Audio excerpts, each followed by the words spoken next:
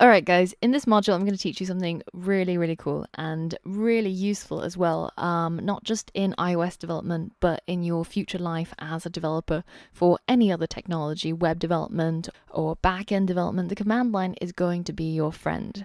So let us introduce you to your friend. So in order to use the command line on a Mac, we will be using the terminal application. And the terminal is a way of accessing something called the bash shell. So when you're a beginner and you're getting to grips with the command line, there's a whole load of new words that you will come across. And I'm going to try and debunk some of the most common ones you'll come across. So what is the bash shell? Well, to understand the bash shell, we first have to know what a shell is. And this graphic is a good way of tackling that. So if you think about your operating system as a pistachio nut, then the kernel, so the actual pistachio, the thing that you're going to eat, I'm really sorry about all the food analogies. You can clearly tell that I'm pretty much hungry most of the time when I'm recording these videos. But let's get back to the topic. So if your operating system, Mac OS, is a pistachio, then the actual nut is the kernel. And in computing, the kernel refers to the actual program that interfaces with the hardware. So it's the core of your operating system. Now, the shell of your pistachio, or the shell in computing, refers to the user interface for you as a human to be able to interact with the kernel. And in turn with the hardware of your computer. And there's two variants to the shell. There are graphical user interface shells. So for example, when you open up Finder, you're using a graphical user interface to access and find your files. But there's also a command line interface, which is what we're going to be talking about and what we're going to be learning about in this module. So this is an alternative way of interfacing with the kernel.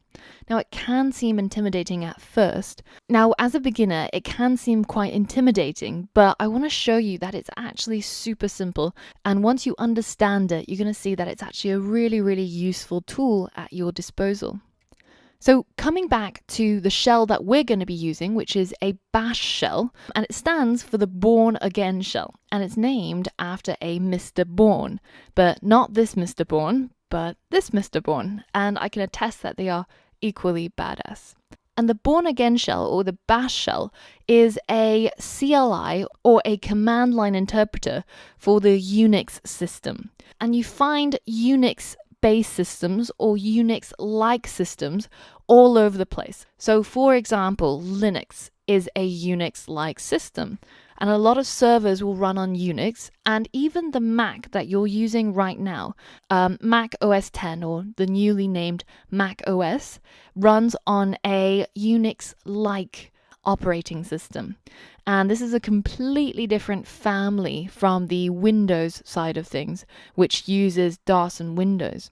So why is any of this interesting? Well, once you're familiar with the bash shell, you're going to find the skills that you acquire to be useful, not just for installing libraries on Mac OS like we did in Klima, but you're going to be able to use it in other projects, other cases, other operating systems as well. A lot of things that you can do with the command line can be done using the graphical user interface.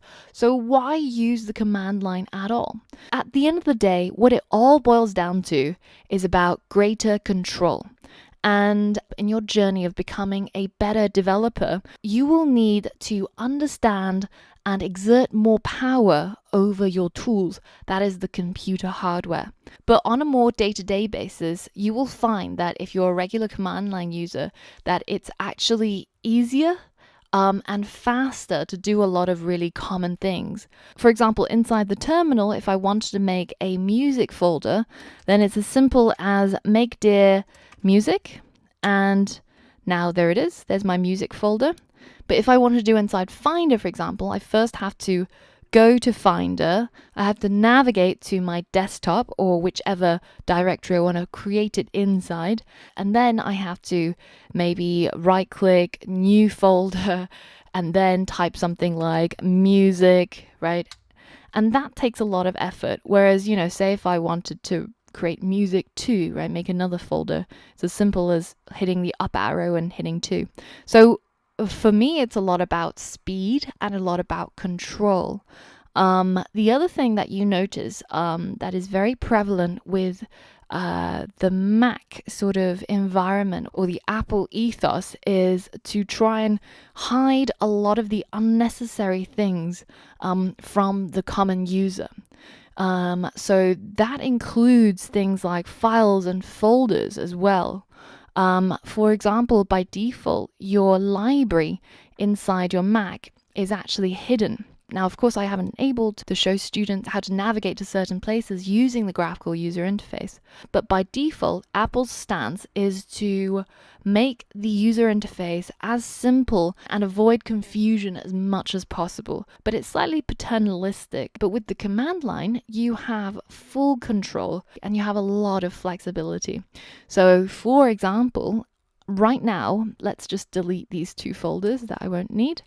On my desktop, you can only see one folder with no files called app development, right? So I'm on my desktop at the moment inside Finder. But actually, if you use Terminal, you can actually list all the files. And if I just add this -A flag, you can actually see that I've also got a folder called secret stuff. And you can create these hidden folders by simply writing makedir dot, say, secrets.